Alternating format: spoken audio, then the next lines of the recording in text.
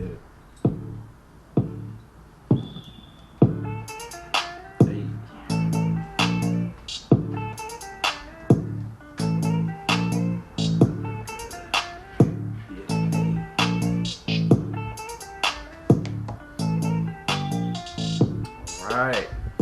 What's going on, everyone? Welcome to a special live in-person edition of the Savery Show.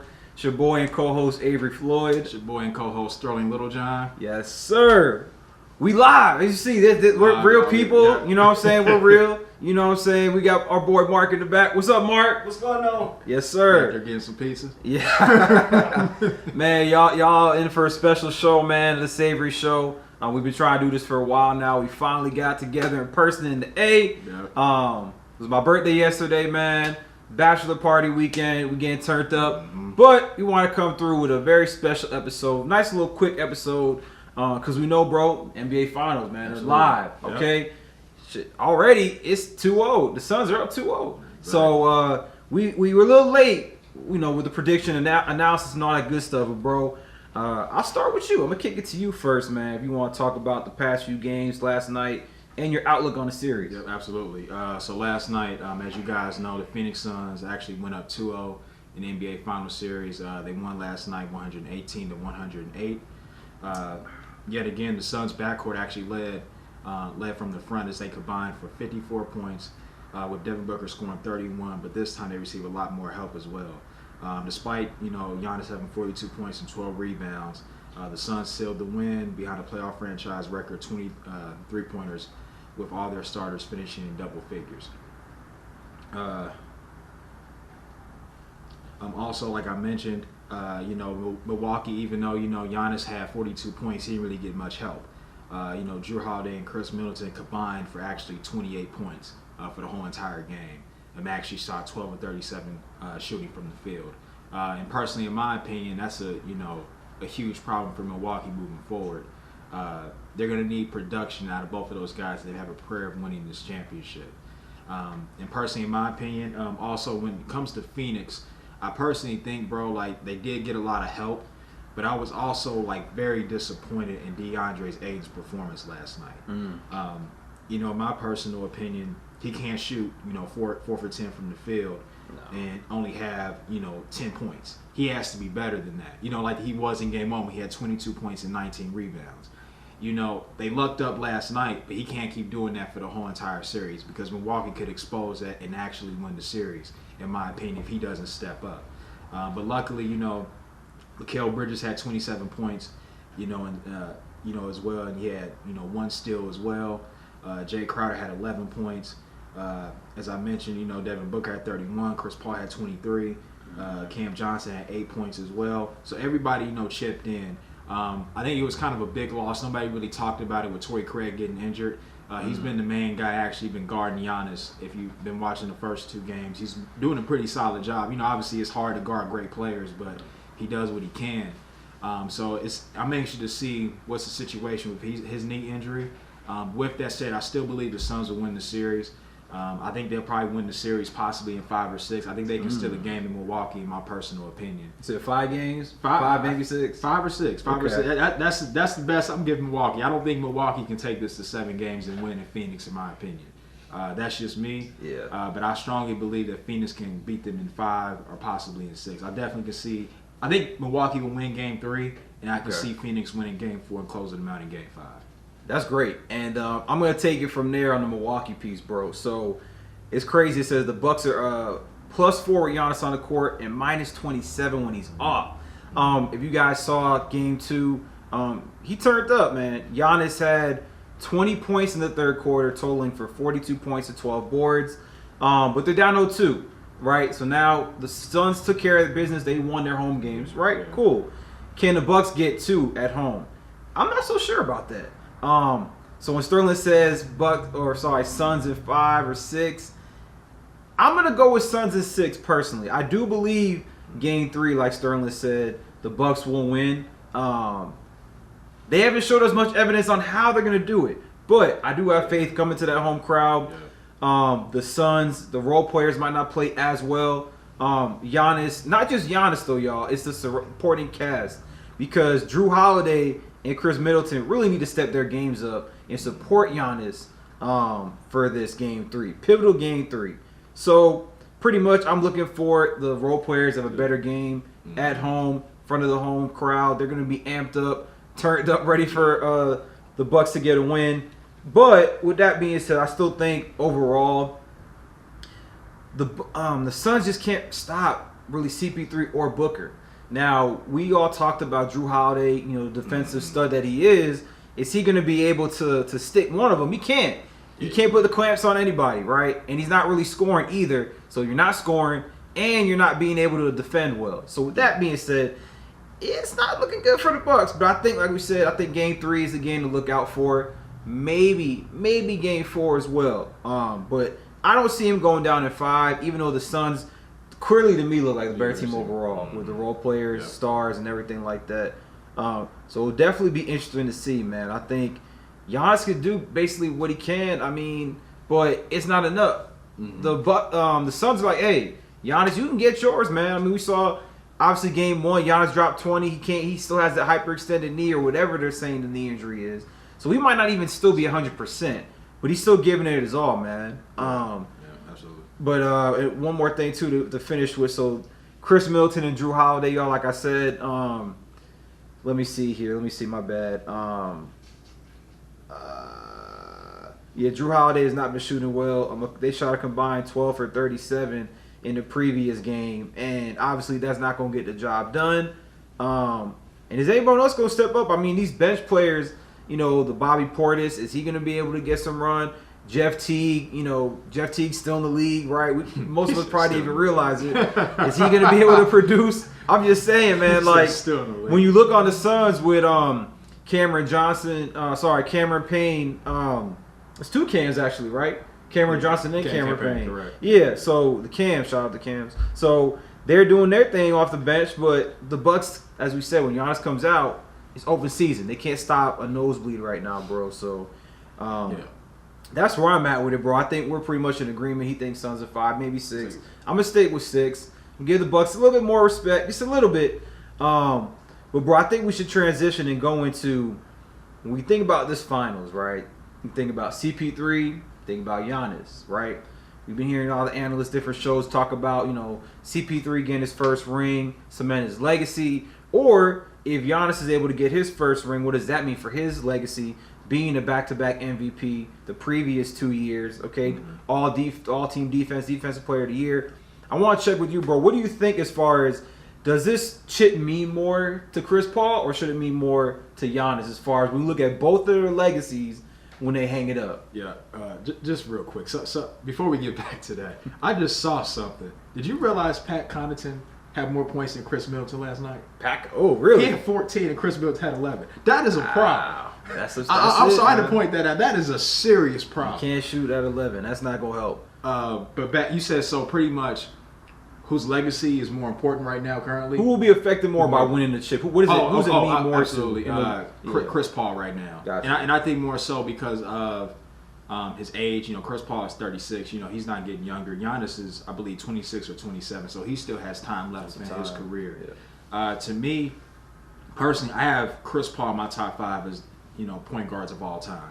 I know a lot of people, a lot of analysts, and a lot of fans have him outside the top 5 right now. But I think if he wins this championship, it would actually put him in the top 5 conversation for most fans. But for me personally, he's already there. I just think that this championship will validate his career. Because I've mentioned before, it's been a lot of questions about Chris Paul as far as his leadership at times when he was with the Clippers. Where he was having issues with Blake Griffin, DeAndre Jordan or Doc Rivers, or even Austin Rivers at that time as well. Even when he went to Houston, a lot of people talked about the issues he had with Harden and how they couldn't coexist. But something changed once he went to Oklahoma City. And if a lot of people remember, that particular offseason, a lot of teams were like, do we really want to trade for Chris Paul? With the contract that he had and things like that, and also the rumors of his leadership. But once he went to OKC, he changed that whole narrative about himself. And to be able to get OKC, to the playoffs last year and have them, play a 7th game against Houston inside the bubble, really did a lot for his career and had a lot of people view him very differently. And now this season coming into with Phoenix, you know, obviously being able to help Devin Booker, DeAndre Ayton, and Bridges as well, and also being, you know, an extension of the coach on the court, you know, obviously with Monty Williams, he's really shown a lot as far as his leadership, and everything has really changed as far as the narrative. So like like before, I just really think this championship does a lot for him. Now, say if Giannis wins, I just think that what it will do for him is I'll be honest with you, bro. I don't know what it'll do for him. Good question. Because even if he gets one, I just feel like a lot of people will be like, okay, what's next? Mm-hmm. One will not be enough for him specifically when you're like 6'11" and you're a freakish athlete. Like people probably expect him to have 3 to 4 championships when it's all said and done. Yeah. You can't have one championship for your whole career and be a 2-time MVP and Defensive Player of the Year. That's not gonna really stand you out amongst the greats. But with Chris winning one, it will, especially in the point guard position. So Chris Paul, I'm rooting for him, and I really hope he wins this championship. Absolutely, I'm with you there, bro. I think we all know CP3 wins, it will cement his legacy, one of the all-time greatest point guards. Even if he loses, I don't think it hurts him as much, right? It doesn't. No. And I think at this point, as you guys have seen the postseason, a lot of the superstars have got hurt, from LeBron to Kawhi, so on and so forth. So at that point, you look at it like this is it. This is the opportunity right here. Get this chip, get it done, and I think it'll be great for the Suns. And obviously, off air we talked about this, so we can even get into it here too, because we talked about the future of the Suns and how does this look for the league. Okay, we had that discussion before about next year and also just the future overall of the league with the Suns, right? Yes. So I'll let y'all know. I'll keep it real with y'all, right? So I discussed with Sterling, I believe that for next season, I believe the Western Conference will be a lot tougher. Let's say if the Suns win a chip, right? For them to repeat, I believe they have too many challenges in front of them. I'm not trying to hate. I'm just being real. Sound like one. But here's the deal, though. Here's the deal. A buck with y'all. Yeah. But hold on. So, like I mentioned, right? If the Lakers are healthy, meaning LeBron and AD coming back, that's one factor. Mm-hmm. The Denver Nuggets, is Jamal Murray going to get healthy again? Okay, with Jokic and the crew. And obviously Michael Porter as well and Aaron Gordon. So they got some players, right? Utah, right? Mike Conley was kind of hurt. We saw Donovan Mitchell did his thing, and he kind of got banged up as well. The Clippers, will Kawhi be back? The Warriors, who I'm looking out for next year, is Klay Thompson comes back healthy, and obviously it's an if, with Steph, with the draft picks that they have. Will they trade their pieces? Will Wiseman too? The number, I think they had the number 1 or 2 pick. I forget if he was 1 or 2 last year, but he came in, was looking pretty solid for them. We know when the Warriors were winning their championships, they didn't have a dominant big man. So James Wiseman comes back. Can you get another veteran? What will they do next year? So there's a lot of things, and when you look at the outlook for just next year, a challenge for a repeat. Now, Sterling, I'm going to let you talk too. You were more on the mindset of, hey, the Suns are here, and they're going to stay. They're here for years to come.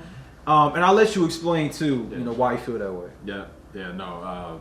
So I agree with you as far as it will be hard for them to repeat. But here's why I think I'm not betting for them to actually come out the West next year, but here's why I could possibly still see it. So for one, I'm going to start with the Lakers. So you just mentioned the Lakers. Yeah. So to me, the Lakers still have a lot of room to improve their team. So I need to see where their team is going to be at as far as completion-wise, as far as are they going to trade Kyle Kuzma? Are they going to keep Montrezl Harrell? Are they going to keep THT? Like, what are they going to do as far as that? And also, I know you mentioned about LeBron and AD being healthy. My thing is this, will AD be healthy? He's shown throughout his career he's always getting injured. And that's always going to be a big question mark for the remainder of his career, in my opinion. Now, when it comes to LeBron, I'm not really more so worried about health. I'm more so worried about his age at this point. He's going to be 37 on December 30th. So that's something that, for people out there to really think about. When we go to Golden State, I'm kind of thinking about, what is Klay Thompson going to be like? And I love Klay Thompson. I was sold on Golden State coming into this season. Okay, Klay will come back. Even after ACL, I thought he would be okay. But then he ended up having an Achilles injury. Now it's like, okay, you come back from an ACL injury and an Achilles injury. You haven't played in 2 seasons. Yeah. So my thing is this. To me, it's going to probably take him a full season before we really see a Klay Thompson that we know and love. Okay. You know, with Denver, now Denver is a team where I agree with you a lot as far as Michael Porter is starting to develop more. Yep. You know, and then Jokic is MVP. Yep. You know, if Jamal Murray comes back healthy, I'm more so worried about them becoming better because of the young pieces that they have. Sure. With Portland, they're, the experiment with CJ McCollum and Dame Lillard has been going on too long and it hasn't worked. Yep. So I'm not sold on them. Dallas, are they going to make any moves? Doubt it. They're going to probably come back with the same team. And I know you mentioned, we also talked about Golden State and James Wiseman. The funny thing is, they're talking about trading him along with that 7th pick because they feel like he doesn't fit into their system. So even though I agree with you, the West will be, very tough, but it's also a lot of unknowns with a lot of teams in the league in the Western Conference specifically. For sure. And then, you and I, we've both talked about, like, Phoenix Suns, their progression as they move forward. I'm very high on them. And I just think, even if they don't repeat next year, which I'm not betting for them to do like I just mentioned, but I really believe that having a young core of DeAndre Ayton and Devin Booker and Bridges is going to help them moving forward, even after Chris Paul leaves. I just feel like the leadership that Chris Paul has brought will actually help these guys develop even after he's gone. So I'm just very sold on them. I know a lot of people might not like this take, but I'm going to say it. They give me vibes of a young Golden State. And what I mean by that is before people people try to kill me, it's more so like how Golden State kind of came out of nowhere. Yeah. Drafted to their teams too, right? Exactly. Drafted to their teams too, and then they kind of just ascended. They kind of give me that kind of vibe of a young Golden State. I'm not saying they're going to be as great as them. That's not what I'm saying. People, for everybody, kill me in the Instagram comments. So I'm trying to shut it down now. But what I'm saying is they give me that kind of young vibe, and they're exciting to watch. And I'm really pulling for them to succeed throughout the rest of their careers for sure. I'm with you on that, bro. So we'll see. One thing's for sure, man. We're going to be excited as hell to see next year. But let's not get too far ahead of ourselves, right? Yeah. Still got the finals. We're hoping, can the Bucks make it interesting? We will see. Game 3, I think, is actually tomorrow night. So we'll see what they can do. Hey, if they lose Game 3, we all know it's a wrap. Nobody's coming back from 3-0. Swept in Milwaukee. So we're going to see. But so real quick, though, bro. So as we finish up, just want to give a shout-out to in the NBA, the Final Four, so the conference finals, we had 3 out of the 4 coaches were African-American, right? We had Tyronn Lue, we had Nate McMillan, Monty Williams of the Suns. So also with that being said, and we had discussed this before, bro, having Chauncey Billups and Jason Kidd get hired as well as new coaching hires. And as you guys know, the NBA is a predominantly black league, right? And, for some time, we talk about, or the media heads will talk about not getting, the black coaches not getting as fair of an opportunity in the NBA, right? So I think now with the hires of Jason Kidd, with the hires of Chauncey Billups, Nate McMillan got re-up for Atlanta for doing an exceptional job with that team. We're starting to see the coaching ranks or percentages tick up. So it's going to be interesting to see, for next year. And I think there's a couple more spots left as well. I think in Detroit, Orlando as well. But I wanted to go, bro, real quick to the Chauncey Billups, Jason Kidd situation, right? So if you guys might have been paying attention, this is a few weeks back, but both were hired as head coaches. Jason Kidd, head coach for the Dallas Mavericks, and I don't know, I'm drawing a blank. My bad. Chauncey Billups was head coach now of the Portland Trailblazers. Yeah. So both have had some things go on in their past, okay? Some may be more recent than others if we're talking about Jason Kidd, right? But as far as Chauncey Billups, it was kind of a negative outcry or reaction to his hiring, okay? Now, going back to 1997 when Chauncey Billups was drafted, he had gotten to an issue, okay? I don't know all the facts. I don't want to come off wrong, but I think it was a sexual assault case, okay? You guys could go look this up. And he had settled with the woman who alleged that he had the sexual assault. I think it was in 2001. Yeah. So obviously we're in 2021. So this is 20 years later. But for context, Chauncey Billups, y'all, obviously played in the NBA, won a championship with the Detroit Pistons. Yeah. Okay, played with the Denver Nuggets alongside Melo for a little bit as well. Revered as a great leader. We know him as Big Shot Billups, right? So since then, Chauncey Billups actually had a job with ESPN doing some media over there for the NBA shows, right? Also was an assistant coach for the Los Angeles Clippers for a little stint there, okay?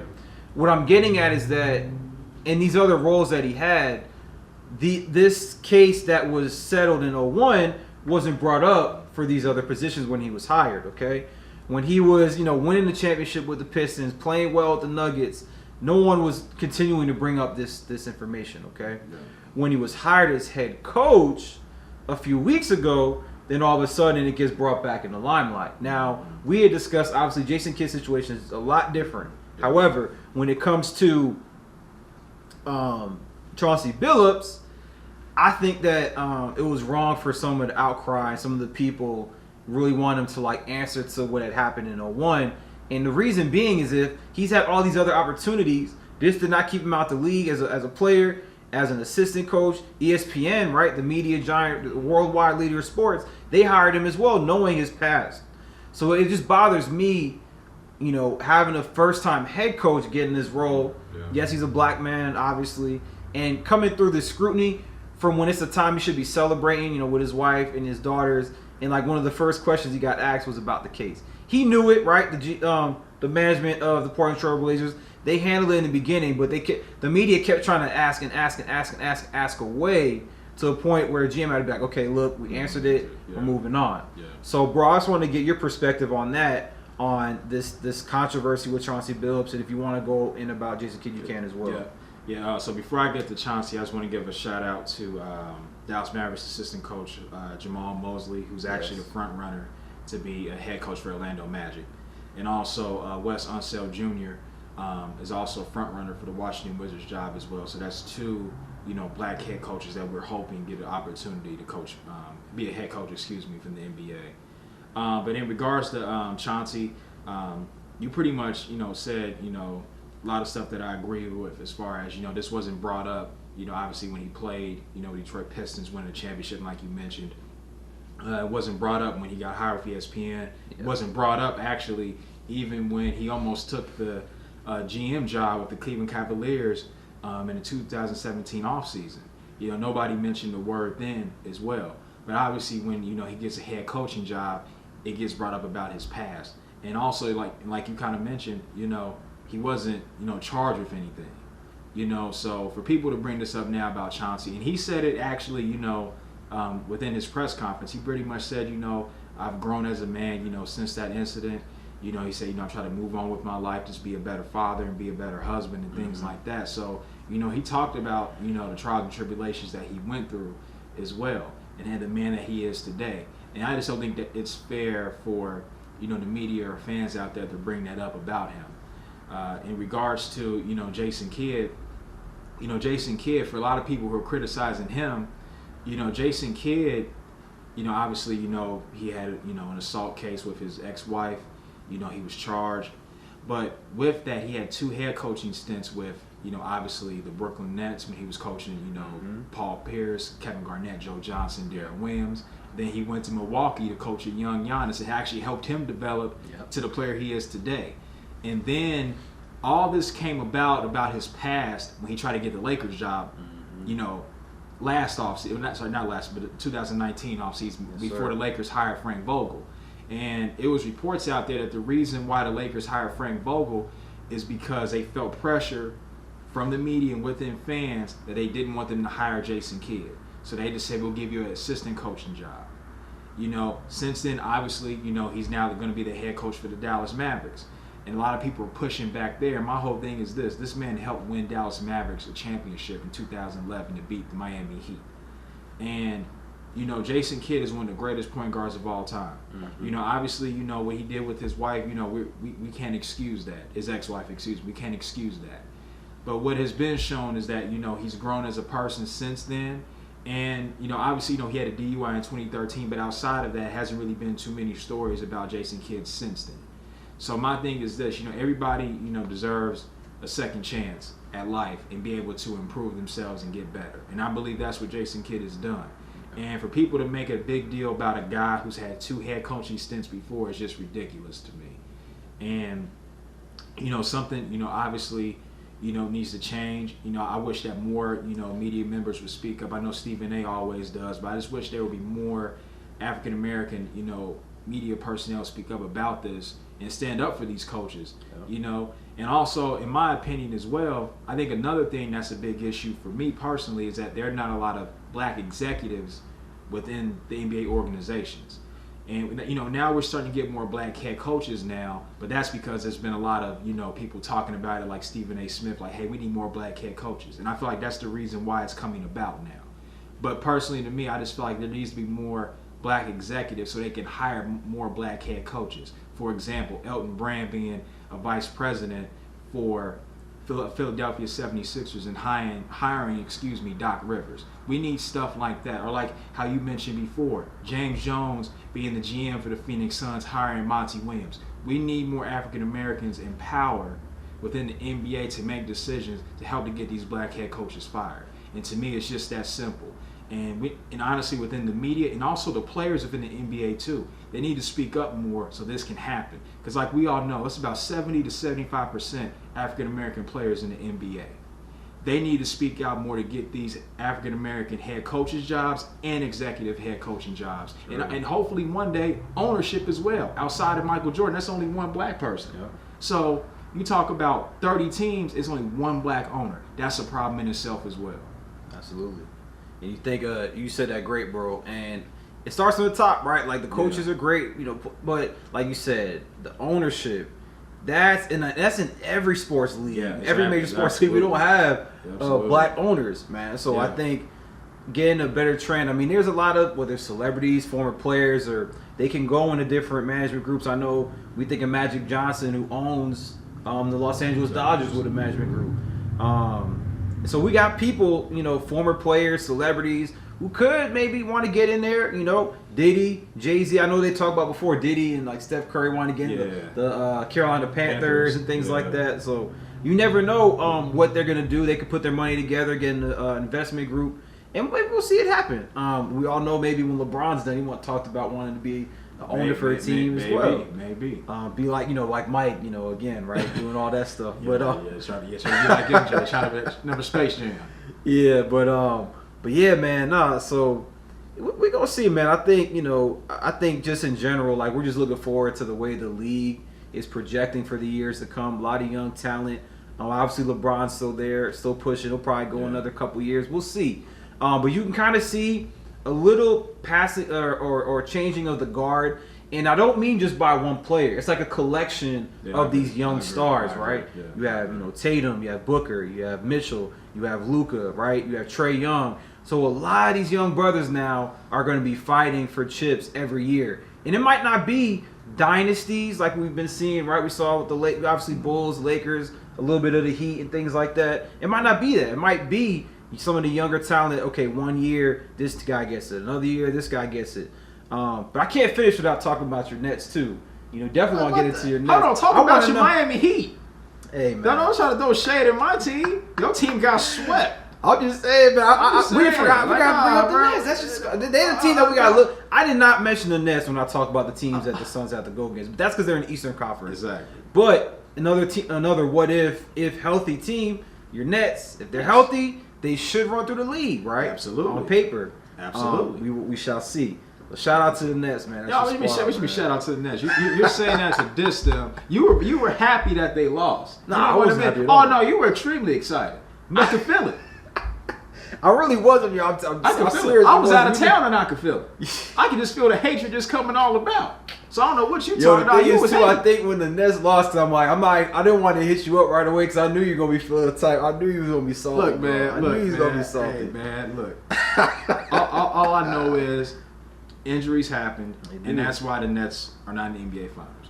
But like you mentioned, if healthy, they most definitely, in my opinion, will win next year. That's just how I feel personally. With that big three it's too much firepower. And I think personally they're going to make a couple moves in the offseason to make them a better team. I know there's rumors that if Kevin Love gets bought out, the Nets are actually his favorite. I mean, excuse me, the Nets are favorite to actually sign him. They say KD's actually been recruiting him since then. All right, y'all. So thank y'all so much for tuning in to a special episode of the Savery Show. We love being in person. We're gonna try to do it a little more often when we can. Absolutely. We hope y'all got something, man. Look, enjoy the NBA Finals. Enjoy your summer. Hey, we're gonna enjoy this damn weekend because it's a bachelor weekend. So we're gonna have no more talk. We're gonna get into this food. We're gonna pick up some of our other boys here, and that's it, bro. We out. All right, y'all. Y'all have a good one.